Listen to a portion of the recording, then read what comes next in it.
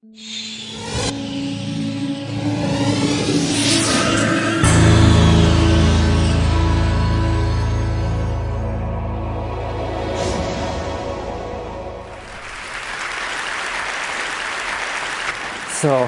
I guess this is a result of globalization that you can find Coca-Cola tins on top of the Everest and Buddhist monk in Monterey. And so, I just came 2 days ago from the Himalayas to your kind invitation, so I would like to invite you also for a while to the Himalayas themselves. And to show the place where meditators like me, who began with being a molecular biologist in Pasteur Institute and found their way to the mountains. So these are a few images I was lucky to take and be there. This is the Mount Kailash in eastern Tibet, wonderful setting. This is from Marlborough country.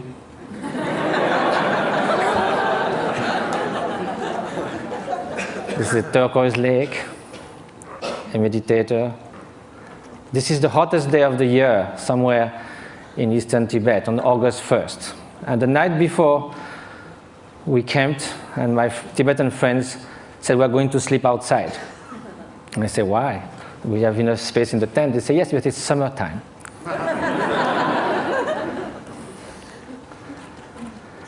So now we are going to speak of happiness. As a Frenchman, I must say that there are a lot of French intellectuals that seems that happiness is not at all interesting. I just wrote an essay on happiness, and there was a controversy, and someone wrote an article saying, don't impose on us the dirty work of happiness. We don't care about being happy. We need to live with passion. We like the ups and downs of life. We like our suffering because it's so good when it ceases for a while. This is what I see from the balcony of my hermitage in the Himalayas. It's about 2 meters by 3, and you are all welcome anytime. Now let's come to happiness, or well-being. And first of all, despite what the French intellectuals say, it seems that no one wakes up in the morning thinking, may I suffer the whole day. Which means that somehow, consciously or not, directly or indirectly, in the short and the long term, whatever we do, whatever we hope, whatever we dream, somehow is related to a deep, profound desire for well-being or happiness. As Pascal said, even the one who hangs himself somehow is looking for a cessation for suffering. He finds no other way. But then if you look in the literature, East and West, you can find incredible diversity of definition of happiness. Some people say it can only be lived in remembering the past, imagining the future, never in the present.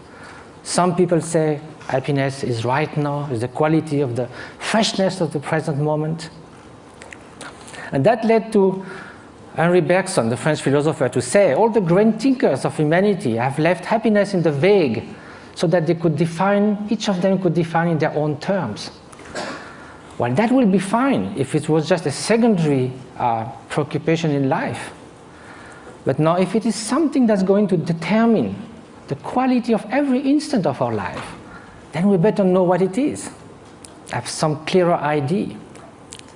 And probably the fact that we don't know that is why so often, although we seek happiness, it seems we turn our back to it. Although we want to avoid suffering, it seems we are running someone towards it.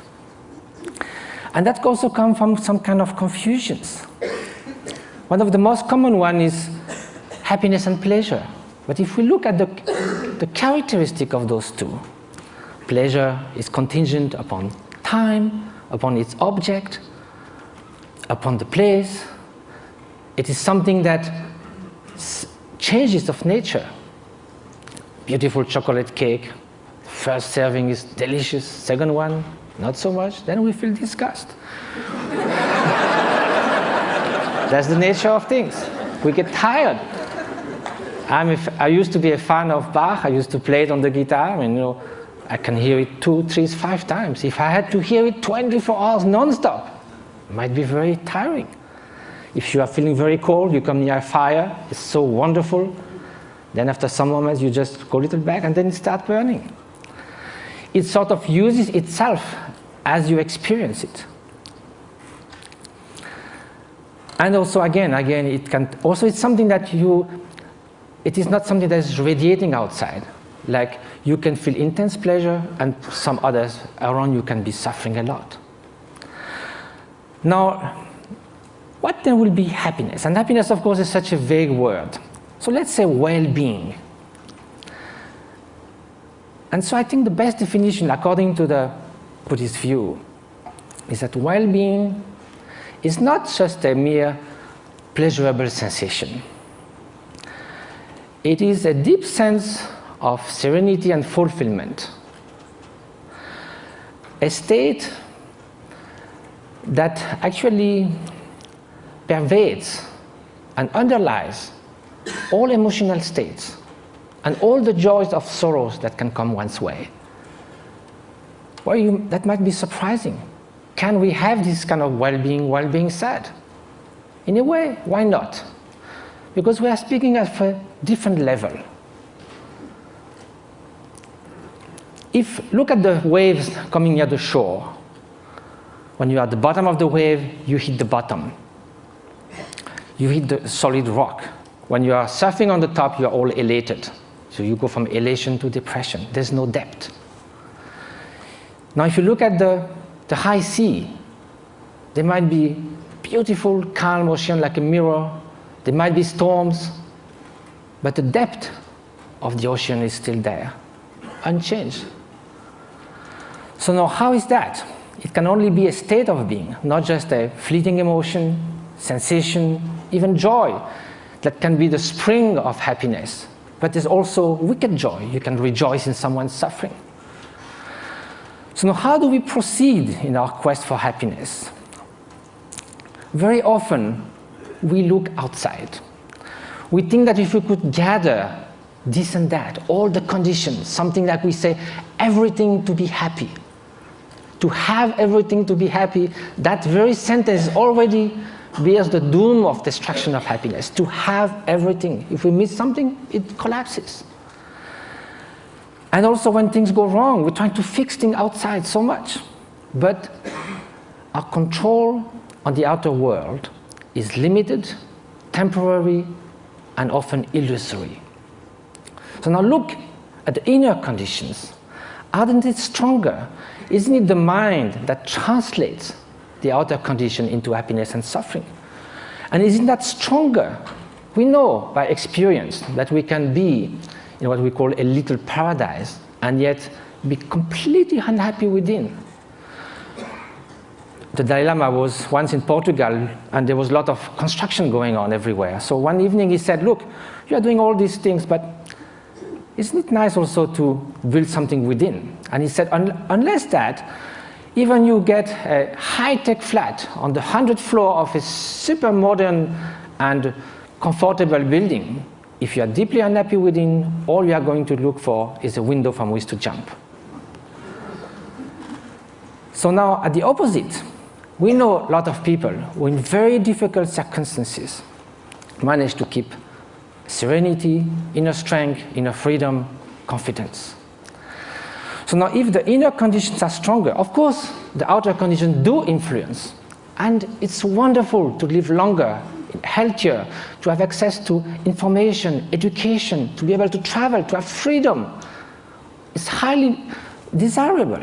However, this is not enough. Those are just auxiliary help, conditions. The experience that translates everything is within the mind. So then when we ask oneself how to nurture the conditions for happiness, the inner conditions, and which are those which will undermine happiness. So then this needs to have some experience. We have to know from ourselves there are certain states of mind that are conducing to this flourishing, to this well-being, what the Greek call eudaimonia, flourishing. And there are some which are adverse to this well-being. And so if we look from our own experience, anger, hatred, jealousy, arrogance, obsessive desire, strong grasping, they don't leave us in such a good state after we have experienced it. And also they are detrimental to others' happiness. So we may consider that the more those are invading our mind, and like a chain reaction, the more we'll feel miserable, we'll feel tormented. At the opposite, everyone knows deep within that an act of selfish generosity, if from the distance, without anyone knowing anything about it, we could save a child's life, make someone happy. We don't need a recognition. We don't need any gratitude. Just the mere fact of doing that feels such a sense of adequation with our deep nature. And we would like to be like that all the time. So is that possible? To change our way of being, to transform one's mind? Are those negative emotions or destructive emotions inherent to the nature of mind? Is a change possible in our emotions, in our traits, in our moods? So for that we have to ask, what is the nature of mind? And if we look from the experiential point of view, there is a primary quality of consciousness. That is the mere fact to be cognitive, to be aware. Consciousness is like a mirror that allows all images to rise on it. You can have ugly faces, beautiful faces in the mirror. The mirror allows that, but the mirror is not tainted, is not modified, is not altered by those images. Likewise, behind every single thought, there is the bare consciousness, pure awareness. This is the nature. It cannot be tainted intrinsically with hatred or jealousy, because then, if it was always there, like a dye that would permeate the whole cloth, then it would be found all the time somewhere. We know we're not always angry, always jealous, or always generous. So because the basic fabric of consciousness is this pure cognitive quality that differentiates it from a stone, there is a possibility for change, because all emotions are fleeting. That is the ground for mind training. Mind training is based on the idea that two opposite mental factors cannot happen at the same time. You could go from love to hate, but you cannot at the same time, toward the same object, the same person, one to harm and one to the good. You cannot in the same gesture shake hand and give a blow. So there are natural antidotes to emotions that are destructive to our inner well-being. So that's a way to proceed. Rejoicing compared to jealousy, a kind of sense of inner freedom as opposite to intense grasping and obsession, benevolence, loving kindness against hatred. But of course, each emotion then would need a particular antidote. Another way is to try to find a general antidote to all emotions. And that's by looking at their very nature.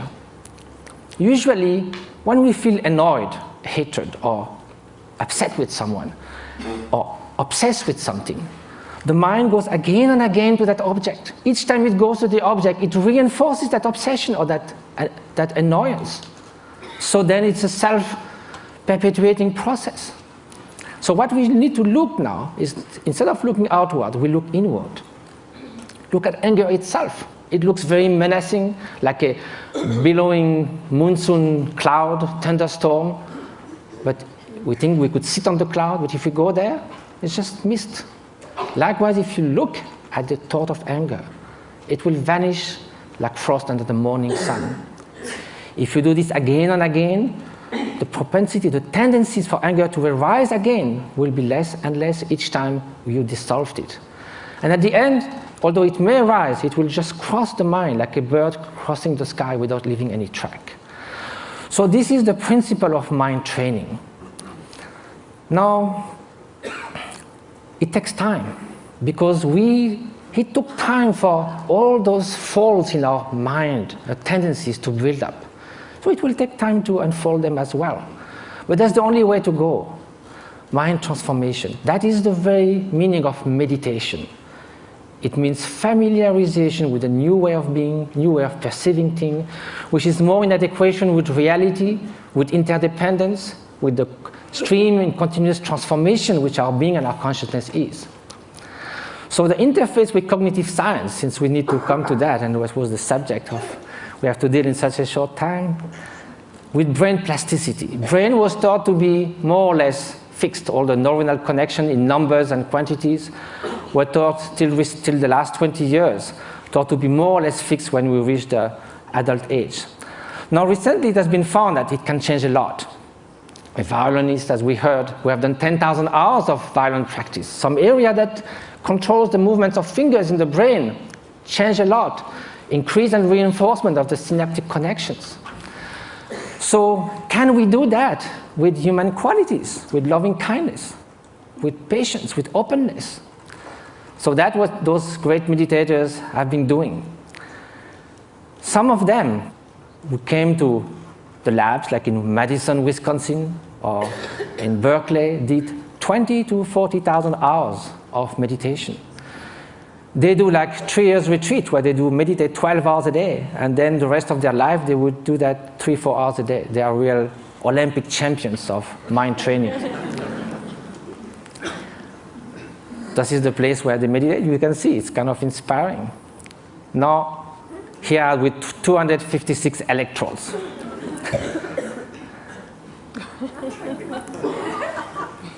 So what did they find? Of course, same thing, the scientific embargo. A paper has been submitted to Nature. Hopefully it will be accepted. It deals with the state of compassion, unconditional compassion. We ask meditators who have been doing that for years and years and years to put their mind in a state where there's nothing but loving kindness, total availability to sentient being. Of course, during the training, we do that with objects. We think of people suffering, we think of people we love, but at some point it can be a state which is all-pervading. Here's the preliminary result, which I can show because it's already been shown. The bell curve shows 150 controls. And what is being looked at is the difference between the right and the left frontal lobe. In very short, people who have more activity on the right side of the prefrontal cortex are more depressed, withdrawn, they don't describe a lot of positive affect. It's the opposite on the left side, more tendency to altruism, to happiness, to express, and curiosity, and so forth. So there's a basic line for people, and also it can be changed. If you see a comic movie, you move to the left side. If you are happy about something, you'll go more to the left side. If you have a bout of depression, you'll go to the right side. Here, the minus 0.5 is a 4 standard deviation of a meditator who meditates on compassion. It's something that is totally out of the bell curve. So I have no time to go into all the different scientific results. Hopefully they will come. But they found that this is after 3.5 hours in a fMRI. It's like coming out of a space ship.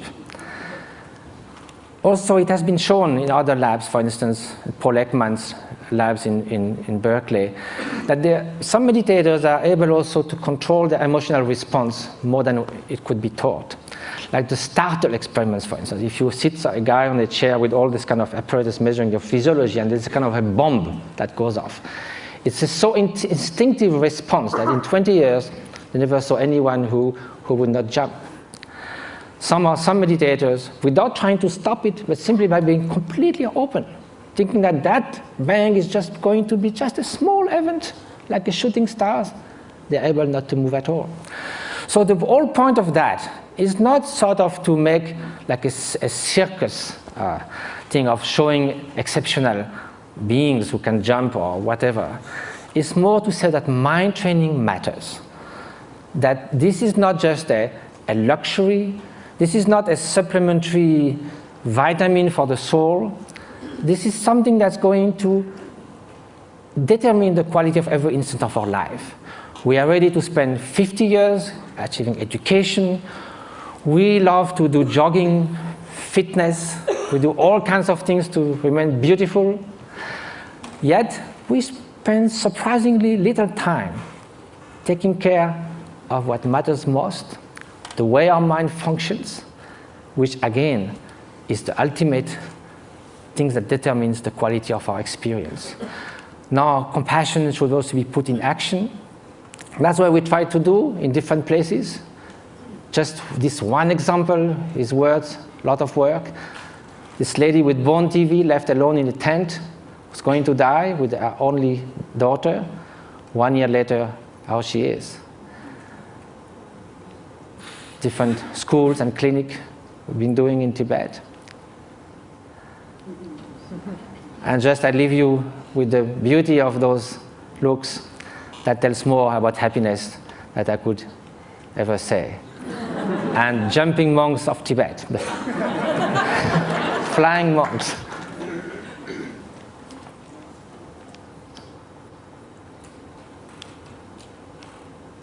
Thank you very much.